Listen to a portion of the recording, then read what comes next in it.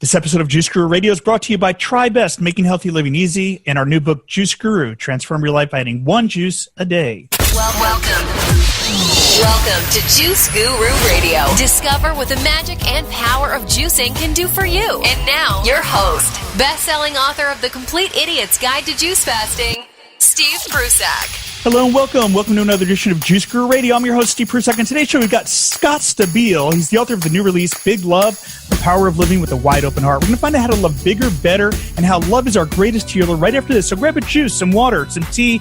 We'll be back right after this with Scott Stabile.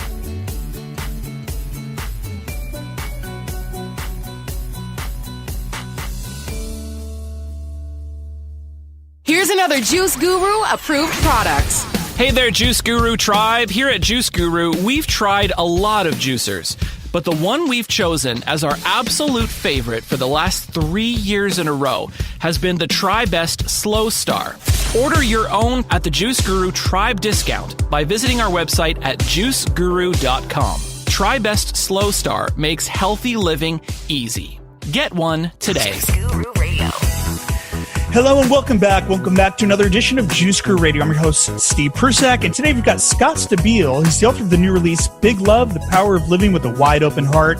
His inspirational posts and videos have attracted a huge and devoted worldwide audience. He's a passionate speaker and love advocate, and he runs day-long empowerment workshops nationally and internationally, and by the time he's done with me, he'll be doing it online. Let's welcome to the show right now, Scott Stabile. Hello. Thank you for having me, Steve. Scott, thank you so much for being here. We've been wanting you on the show, so thank you for taking the time today. Absolutely. So tell us about your journey and how, the role, I guess we're going to talk about Big Love and what's that played in your life. We'd love to hear about your journey to start spreading the wisdom about this. My journey, let's see.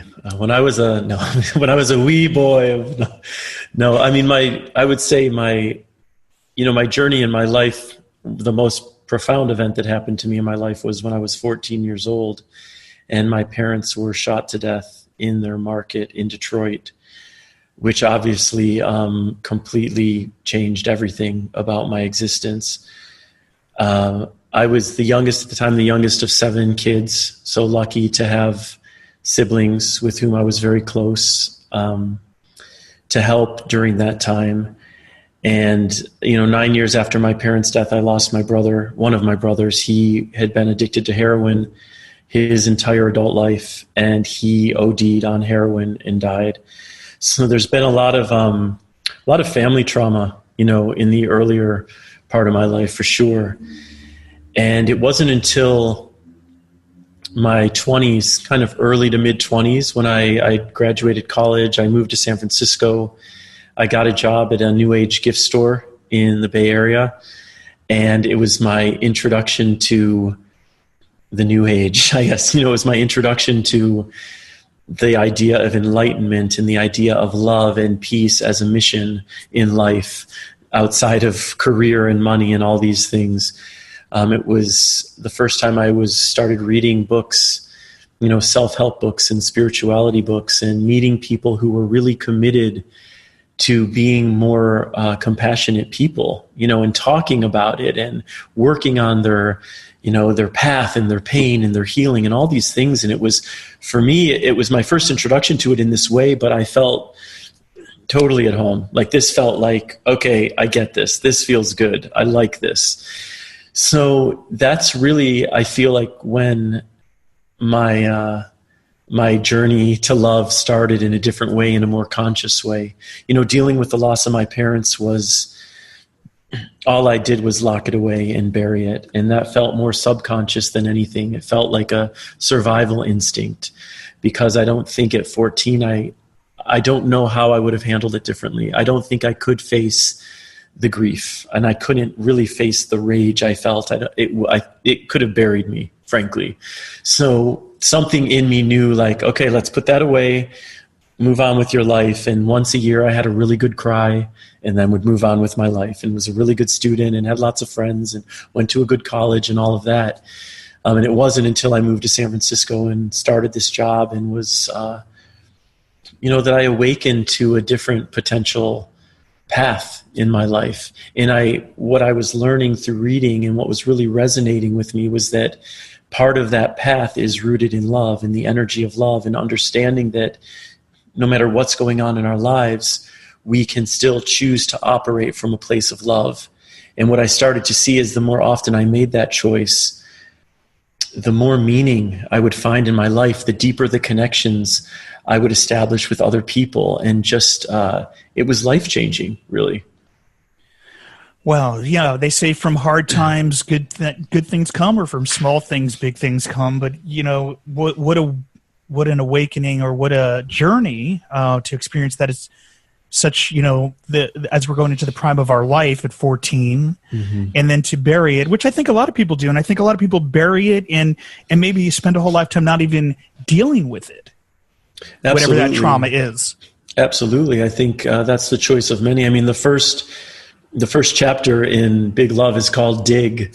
And the point of that chapter is to encourage people to do exactly what I didn't do at 14. And I'm still thankful I didn't do it at 14, but in my 20s, I really started to. And it's the idea that we can be honest with our pain, it's rather than trying to hide it, rather than not acknowledging what's real inside of us. Because human beings, we're so afraid to feel uncomfortable, so we're numbing ourselves constantly with things. We're escaping constantly simply to avoid being present with sadness or grief or rage or whatever it is that's going on inside. And what I found in my life, in my experience, is that when we build walls to feeling, we can't be selective about those walls. If we're putting a wall up to keep from feeling our darkness, we're putting a wall up to keep from experiencing the breath of light as well. And it was only when I really started to allow for my grief in a different way, and allow for my sadness, and allow for whatever it was happening within me, that I started to see I was also at the same time allowing for so much more beauty and so much more connection and so much more light in my life. So to get to that place, is there a process of letting go of that anger or dealing with that grief in a different kind of way to unravel the love, or to get into more of the light? What was the process for that like?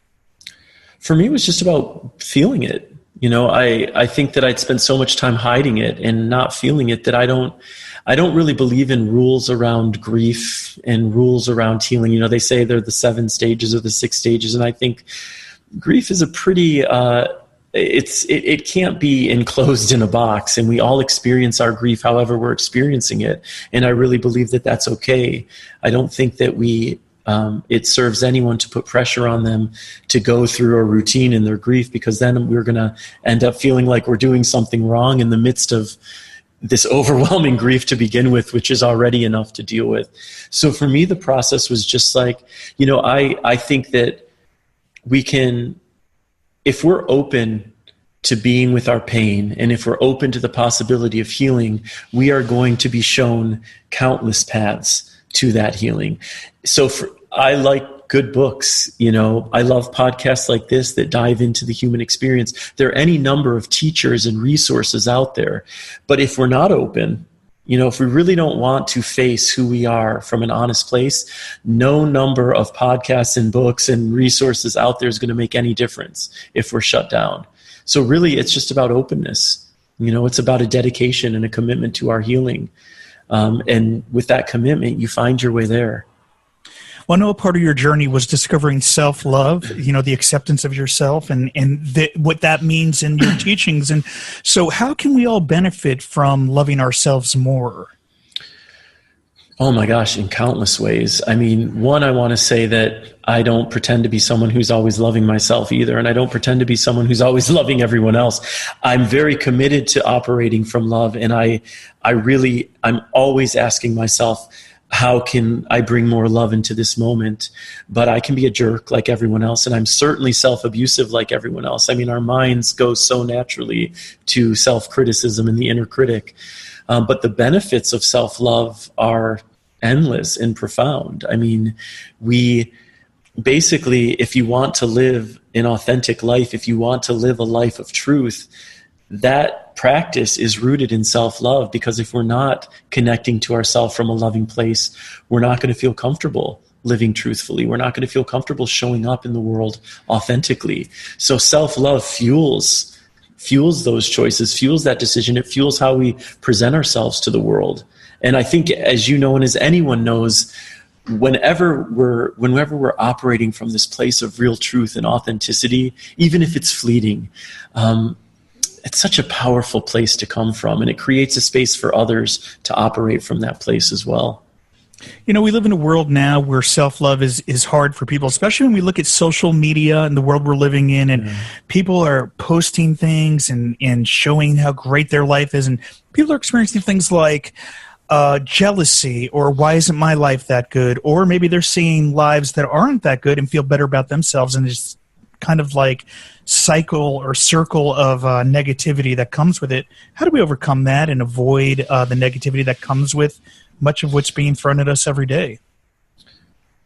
You know, I don't know that we can avoid it, because it's everywhere, and I don't know that we need to avoid it. I think that we're well served by figuring out ways to find more peace within it and to take care of ourselves within it. I mean, in terms of social media, I think we all know that people tend to put forward their best face on social media, and it is easy. I mean, with Facebook and Instagram, there is a lot of envy out there, and there is a lot of negativity people are feeling by seeing these curated lives that aren't perfect, obviously. But what I've had a profoundly different experience on my Facebook page and in my Instagram feed, because I've made a commitment in my social media world to share the pains, the insecurities, to share like the full reach of my story, and not just like the good stuff and the triumphs, but everything. And so what I notice is whenever I'm sharing my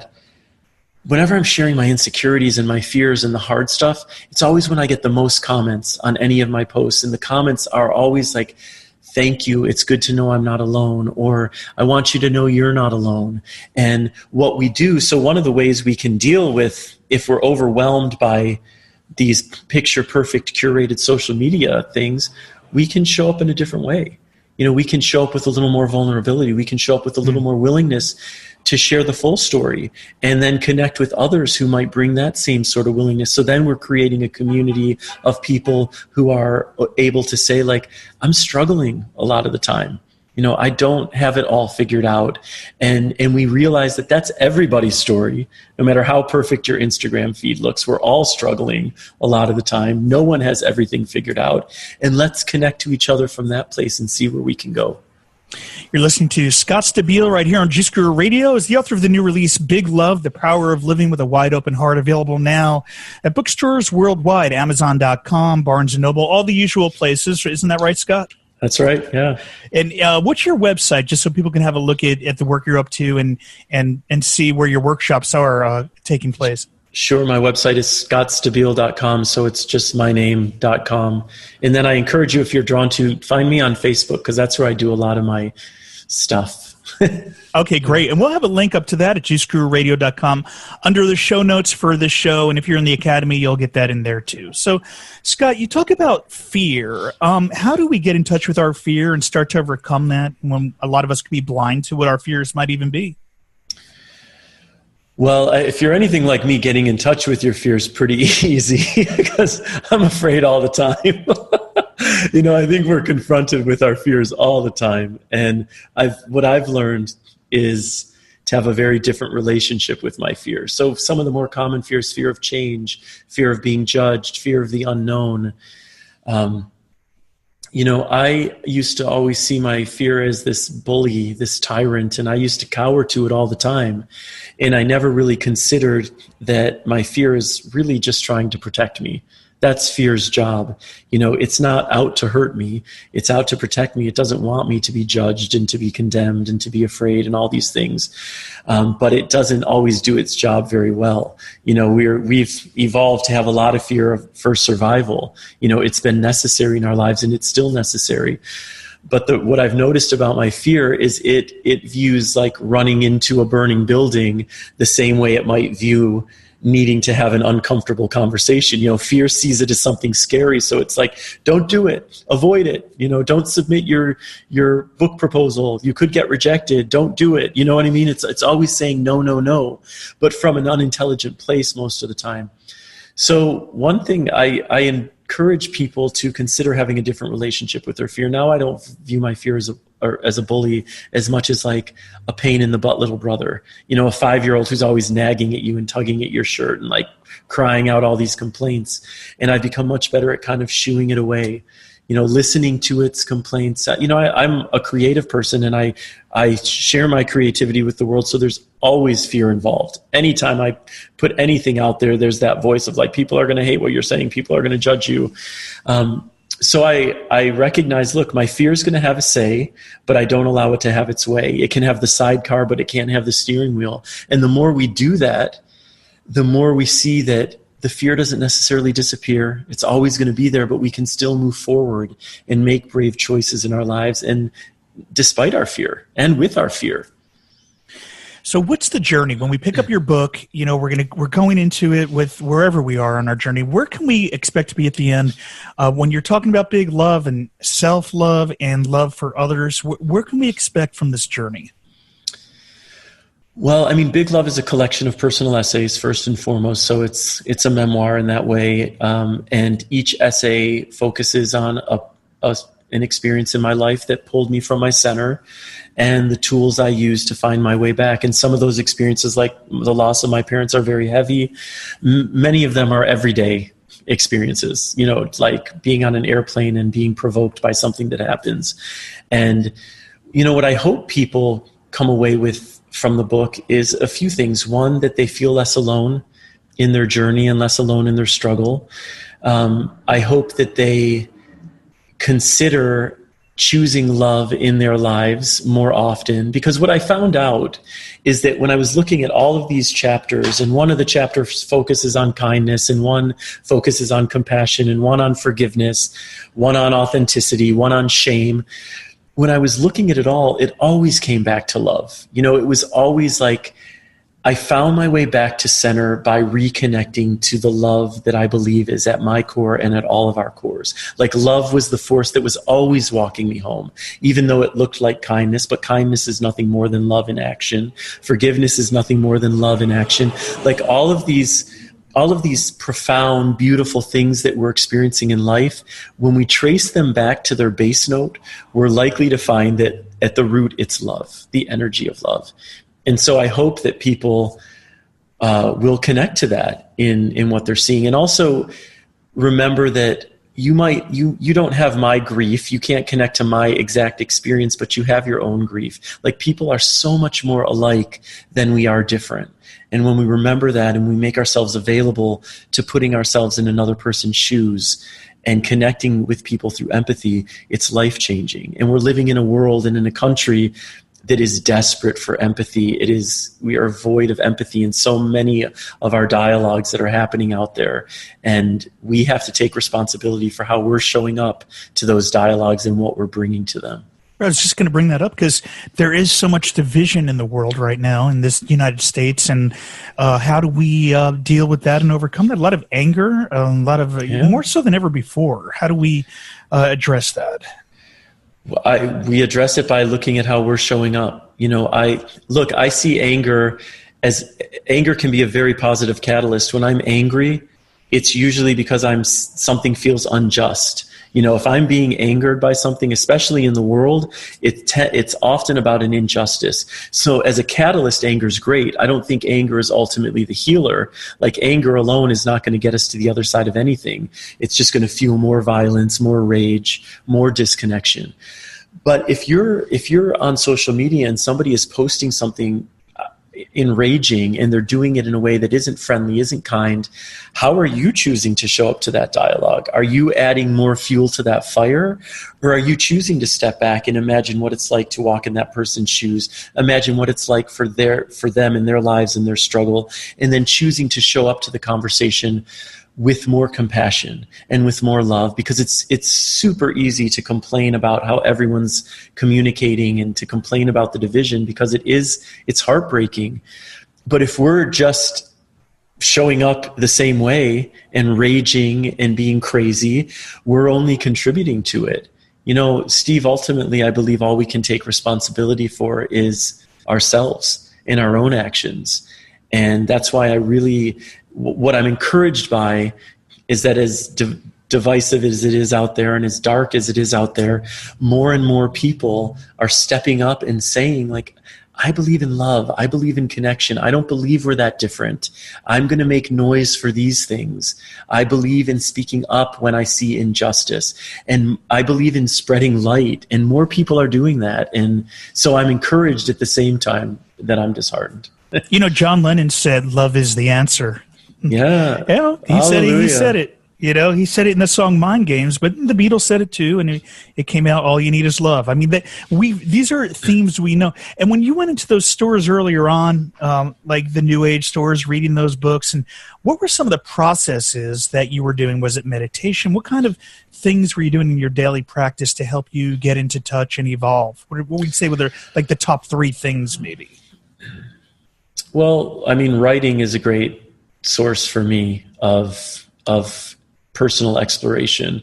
So now I'm not even just talking about writing things that people can read. I'm talking about when I'm feeling enraged, can I vomit some of that energy out of my body and onto the page and see what's really going on? I think I really encourage people to, to explore themselves, to figure out like what's really going on, what's the deeper truth. In writing, you would be amazed if you start to write and you think you don't have a sense of things or you think you don't remember things, but you start to get it out there, you'd be amazed at what new realizations you'd have.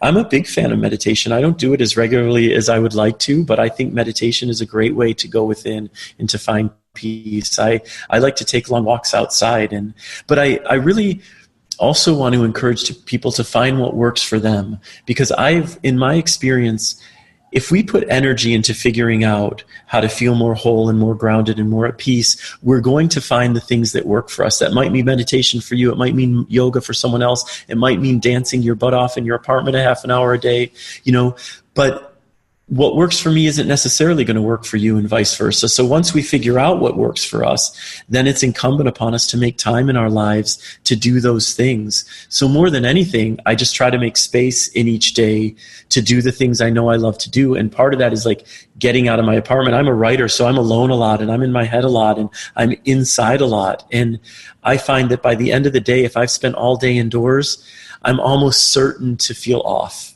And it's like the moment I step outside, something shifts. So if you're finding yourself doing things that it's not allowing for more peace, more happiness, more fulfillment in your life, look at that. Think about how you can shift it. What new things can you integrate into your process to create more potential for peace and joy in your life, and then do those things. Now, the name of the book is Big Love, The Power of Living with a Wide Open Heart. Scott, who did you write this book for? Oh, I think for all of us, because I wrote it for people who are struggling out there to make sense of this unpredictable reality and their own experience within it. So I really believe it's for all of us, in that we all know everything. I see human beings as the ugliest of the ugly to the most beautiful and everything in between. We all feel envious and jealous, and we all feel joy. We all want love. We all want to give love. We all want the same things. So the book is for everyone. Right, we're more alike than we are different. I think that's what it is. That whole isolation thing. We're thinking that, or the idea of people needing you to be just like them. So people will find things to say, well, you're like that, I'm like that. And then, finding the common ground. Isn't that part of it? Well, absolutely. We all want to feel accepted. And so one of the ways we try to do that is to, like you were saying, figure out the ways in which, I think we do that in a negative space, is when we're trying to fit into a mold of how we think we're supposed to be. I think the positive of it is from the empathetic place of recognizing that we really are all alike. So I don't want to be like you in terms of like how you're choosing to dress and what kind of car you drive and stuff like that. There's really no value in chasing after those similarities, but recognizing like you are a person like me who wants love in his life and who's probably doing the best to give love to other people, that's a powerful way to connect with other people and their similarities. Great, Scott. Well, what are your plans for the future? So now, we've got a book tour coming up. Can you share with our viewers and listeners what you've got going on and how we can stay in touch? Again, we'll have the link up at the website and we said Facebook, but can you tell us about what you've got planned for the future? Yeah, sure. I mean, I can tell you what I have planned for the now. I mean, the book just launched last week, so it's brand new. And I had my first book event last night in Ann Arbor, Michigan. So it was wonderful. It's kind of like the hometown event to launch it all. And I'm leaving in a few days to go on the road, and I'll be in LA, your part of the world, on Tuesday the 19th for an event at the Last Bookstore. And then I on my website and on Facebook, all my events are listed. So really, my time right now is really focused on Big Love and on, getting the book out there and sharing that message. And yeah. Great. Well, anything we didn't touch on or that you want to share on how we can live bigger, better, and, really heal ourselves from love? Any take-home points or I like to say anything that we haven't touched on or that you can say to anyone that's just starting out on this journey? Final words of wisdom or advice? Sure. I mean, there's so much that could be said about all of it, but I would say to people, just starting out or wherever you are on this journey to remember you're not alone. That's helped me so much in my life, especially when I've been in the darker, more painful places, to remember that the struggle is real and you are not alone in your struggle. And I really want to encourage people to be gentle with yourself. Our minds naturally go to self-abuse and the inner critic is brutal, but especially if you're starting out on a path of healing and growth and more self-awareness, you're going to become more aware of the parts about yourself that you don't like as much. So it's really important to just be gentle and to remember you're human, like all of us. It's Scott Stabile, author of the new release, Big Love, available bookstores worldwide. I'm your host, Steve Prusak, and thank you for tuning in, and we'll see you next time. Thank you for listening to Juice Guru Radio. Find out more about us at juiceguru.com. Until next time, get your juice on.